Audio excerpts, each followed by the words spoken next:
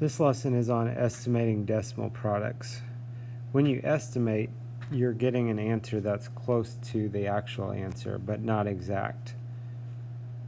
When we make an estimate,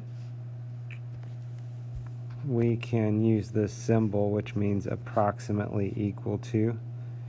So that's how we know that something has been estimated. So for example, if we're looking at this problem, they're talking about how much a farmer would plow in a year. So if the farmer plows 49 6/10 acres in one day, and there's 365 days in a year, if we would multiply those,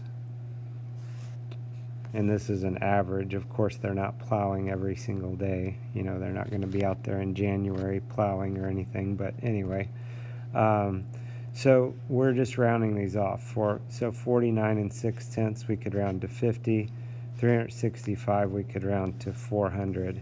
What the book's talking about for rounding these numbers, just to make it easier, is to round them to their greatest place. It's multiplying. It's a little bit different idea than what we did with adding and subtracting. So whatever the highest place value is, if you round to that, that's just going to make it a quick and easy estimate of the actual answer. If you multiply those together, you get 20,000. So that would be 20,000 acres in a year. And they're saying that they plowed about 18,000 some odd acres in a year. So those are pretty close to each other, so that would be a reasonable answer. If we look at a couple other examples here, estimating 4 7/10 times 18. So 4 7/10, the biggest number's in the ones place, so we could round that to 5. 18, the biggest number's in the tens place, we could round that to 20. So 5 times 20 is 100. The deal is on this problem, if you'll notice, we went from 4.7 to 5. We went from 18 to 20. So both of those numbers got rounded up. So if they both got rounded up and then we multiply them together, then that means that our estimate of 100 is going to be higher than the actual answer. If it's higher than the actual answer, that means the actual product is going to be less than 100. And this is called, sometimes they will call this, this would be called an overestimate, because we have an answer that's higher than what the actual would be. It's called an overestimate. If you look at the next example, 3 42/100 times 530, 3 42/100 to the nearest whole number, once again, would be 3. 530 we could round to the nearest hundred, would be 500. 3 times 500 is 1,500. So we could say that this product is approximately 1,500. In this case, if we think about how we rounded, we went from 3 42/100 to 3, so that rounded down. We went from 530 to 500, so that was rounded down as well.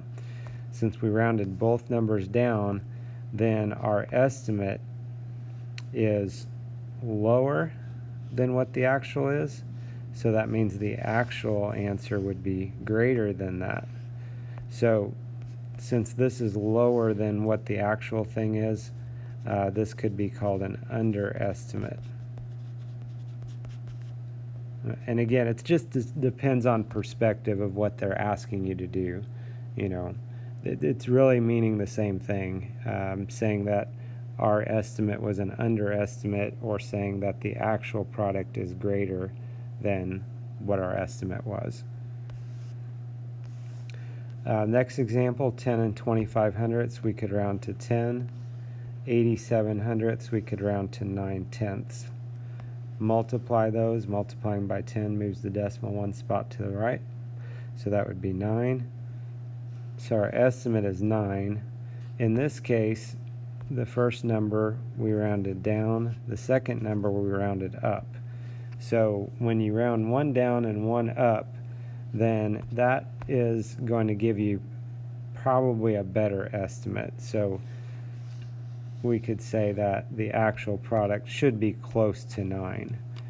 It should be close to that. And actually, just to give you an idea, if we worked that out, it would be 8.9175. Okay. Going back on these other examples, for this middle one, 3.42 times 530, that would be 1,812.6. So it's bigger numbers, but you can see that's off a little bit further. And then on the first example, 4 7/10 times 18, that would be 84 6/10. We estimated to be 100. Again, it's not a, that bad of an estimate, but we do know for sure in that case that our estimate was higher than what the actual answer was going to be. So if we look at number 1, they want us to estimate the product by rounding and then tell whether the actual product would be greater than, less than, or close to the estimated product. So if we look at number 1 and 2 here to start out. So number 1, if we round this off, 9 5/10, we could round to 10. 67, we could round to 70. So this is rounding to the nearest whole number. This is rounding to the nearest 10. And if you work that out, that would be 700. So we could say this product is approximately 700. Look at how we rounded. We rounded up. We rounded up. So we could say that the actual product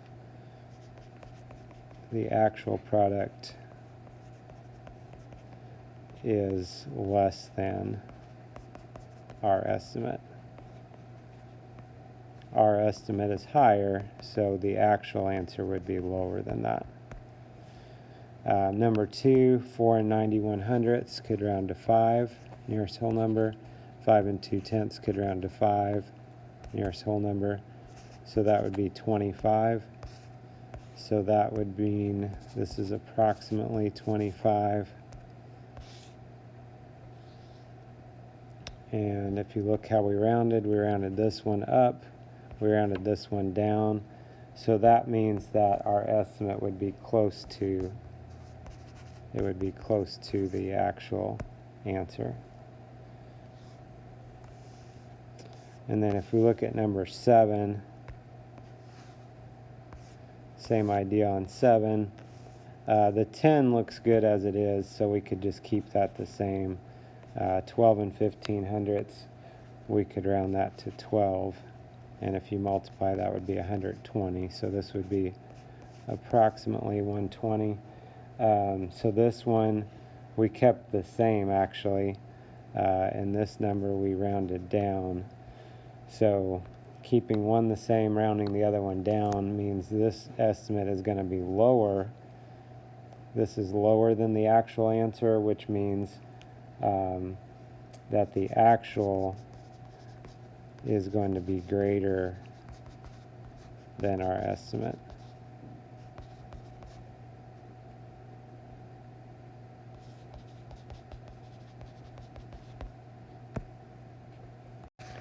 If we look at number 37, they want us to compare these. If you'll notice on 37, both of them have 6 79/100 as one of the factors. So if you just look at the other number they're multiplying by, you can see 425 is bigger than 325. So we know the first product would be less than the second product. Multiplying bigger numbers is going to give you a bigger answer.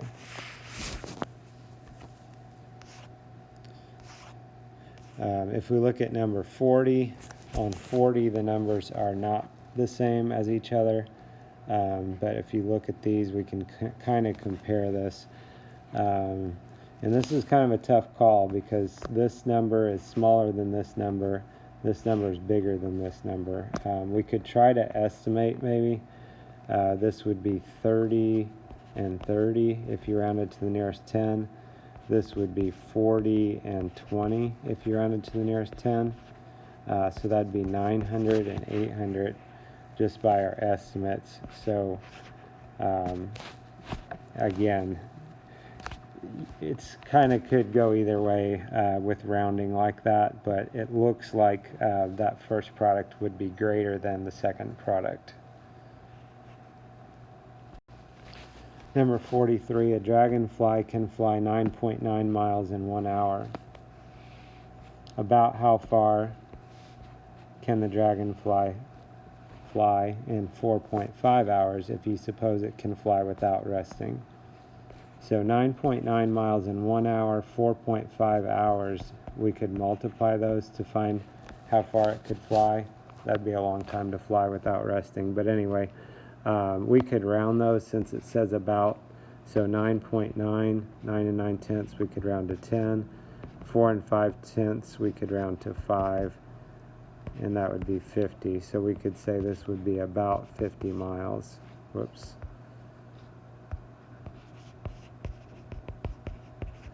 You can see that's a bit of an overestimate since we rounded both numbers up. If you look at number 44, Sam works 8.25 hours each week. He earns $11.75 each hour. Estimate to find out about how much Sam earns in 1 week. So $11.75 an hour times 8.25 hours. Since it says about, we can round this off. So $11.75 to the nearest whole number would be 12. 8 and 25 hundredths would be 8. We rounded one up and one down, so this should be a little bit better estimate maybe. Multiplying those would be 96. So he earns about $96. Of course, that's before taxes and everything. I'm sure you can talk to your parents about that. So this gives you an idea of how to estimate decimal products. Have a good day.